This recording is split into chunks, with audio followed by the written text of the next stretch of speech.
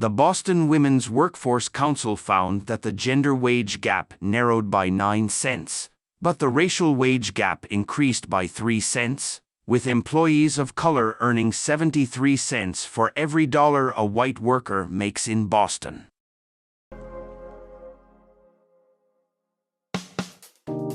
I'm Daryl C. Murphy, and you're listening to The Common. Boston Globe workforce and income inequality reporter, Katie Johnston. Welcome to The Common. Hello, happy to be here. Yes, so good to have you.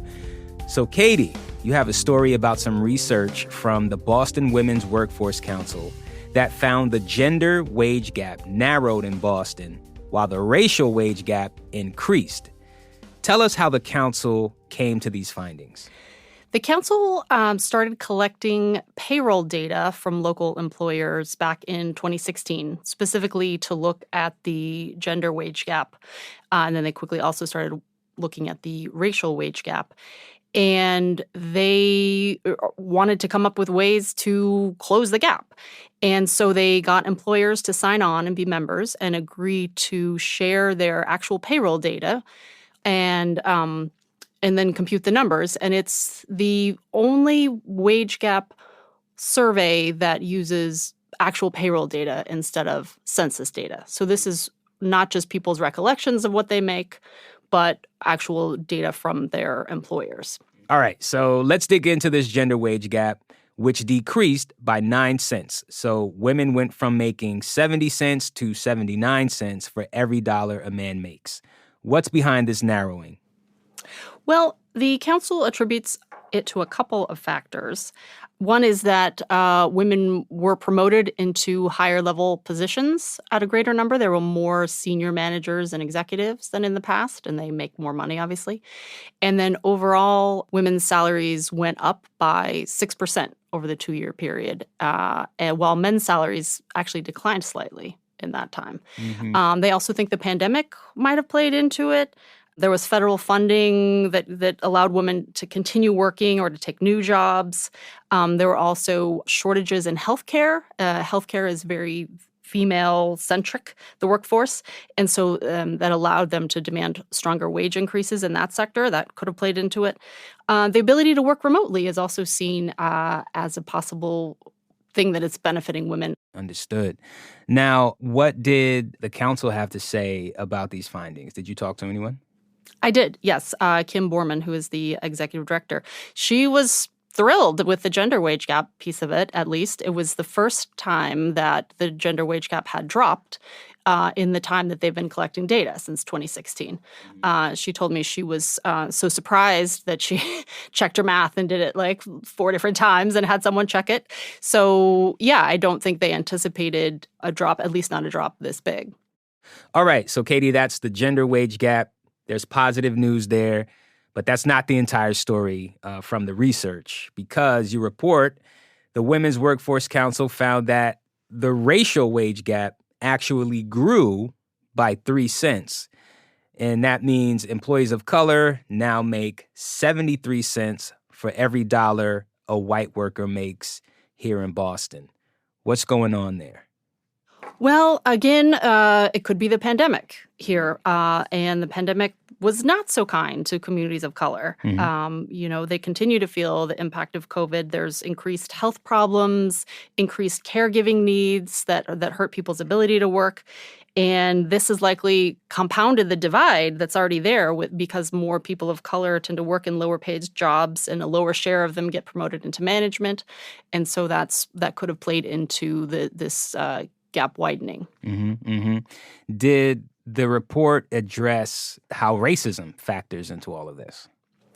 It didn't, but clearly it's always there Right. and obviously plays into it.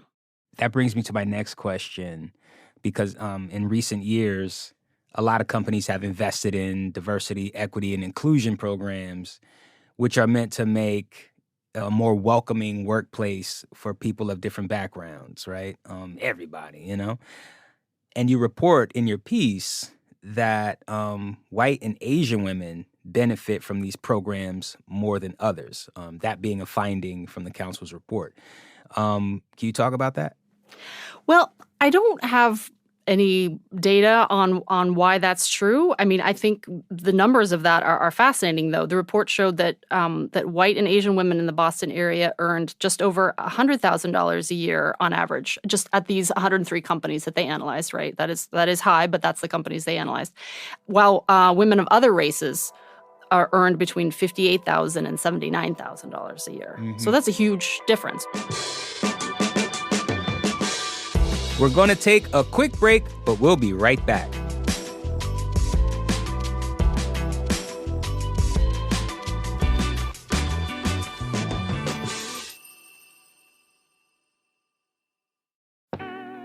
And we're back with more from Katie Johnston of the Boston Globe. Did this report strike you in any way? Does this stand apart from other research that you've reported on? Well, it was a rare piece of good news when it comes to the gender wage gap, definitely. I've reported on this data before, the Boston Women Workforce Council data, and it's never gone down, as we said. And the gender wage gap overall in the United States is, in the years I've been writing about it, it's always kind of holds steady. Obviously, it's a much smaller sample size, but just the fact that there was some actual good news was nice for a change. And I mean, well, it's good news, but a gap still exists. Exactly. Right? We went from, 30 cents to 21 cents. Did the Boston Women's Workforce Council touch on any solutions to these gaps? Yeah, they talked about that employers can really do a lot to address this. It's not easy. Kim Borman told me it's hard, intensive work, and you really have to, the word everyone uses is intentional. Like, you have to have programs, you have to put them in place. You need to analyze salaries and adjust them if need be. Some of these places, they hired consultants and they would give people as much as like a 20% raise. So they would find they were that far out of whack, right? Managers need to be trained how to better support employees, how to better recognize who can be promoted or who might need extra help. Everything from where jobs get posted, if there's a job board for new mothers or a job board for engineers of color, you need to target and not just throw it up on Indeed, right? Also, who gets interviewed, make sure you have a diverse slate of candidates. Everything really needs to be analyzed and thought of through this lens in order to move the needle. Are there any companies out there who are having success? Yeah, there are. I talked to this Longwood Collective, which is they're in the Longwood medical area. They provide like transportation and planning for that area. And they do a lot of this stuff that I was just talking about. They track the diversity. They brought in the compensation consultants.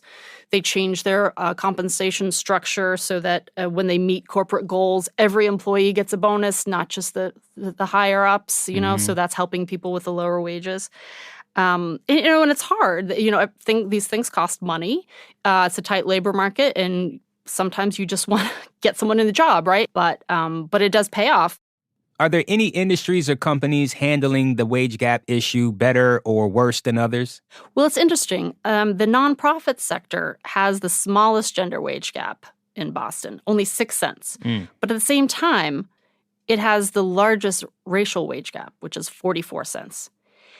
Diversity consultants talk about nonprofits having this very interesting conundrum because a lot of the leaders of nonprofit that tend to be white, and a lot of the lower paid employees who are serving clients are more often people of color. And on top of that, there's also an assumption, some people have told me, that because nonprofits often support disadvantaged communities, they assume that they're naturally inclusive. I'm doing air quotes when I say naturally inclusive. And therefore, they're not really examining their practices as closely as they should be because they think we're nonprofits, we're fine, we support everybody, right? When in reality, there is a yawning gap there. Okay. And I know that this is a major issue. I'm just curious to know if there's any type of policy or legislation discussions happening around this to kind of make some progress on this situation. There have been a number of bills passed in Massachusetts looking at pay equity. There was a salary history ban passed a couple years ago where employers are not allowed to ask job candidates what their previous salaries were because as not surprisingly, women would name their salary and it'd be lower than men's. And so they just, okay, we'll pay you $5,000 more or whatever, and just perpetuating that wage gap, right? There's also another piece of legislation on pay transparency, just allowing people to talk about their salaries openly, which is crazy that would ever be outlawed, but that was the case. So there's definitely a lot of attention being paid and things done that you can, but a lot of it, a lot of the responsibility is on employers to really re-examine their practices as well. Yeah. And this kind of brings me to my last question. What can people do in their own workplace to help address pay inequity? I know you mentioned pay transparency. Yeah, I guess you can advocate for yourself. You can, try and get that promotion. But again, sometimes they talk about it shouldn't be on the person themselves to fix this problem, right? But you can, and you can advocate for other people, and you can try and make sure people are treated equitably. And if you're in a management position, you can look around and give people the support that they need, right, to grow. And hell, one thing that's helped me, like you said, pay transparency. Talk about your salary. Share it with folks. Somebody asks you, don't hide it. Exactly. If you know that your colleague who does the exact same job with the same experience is making more money, that's power, right? You go to your boss and you say, hey, so-and-so is making this money. I should be too. And, knowledge is power. Right on. Well, Katie, thank you so much for coming through and talking with us. We really appreciate it. You bet. My pleasure. That's Boston Globe reporter Katie Johnston.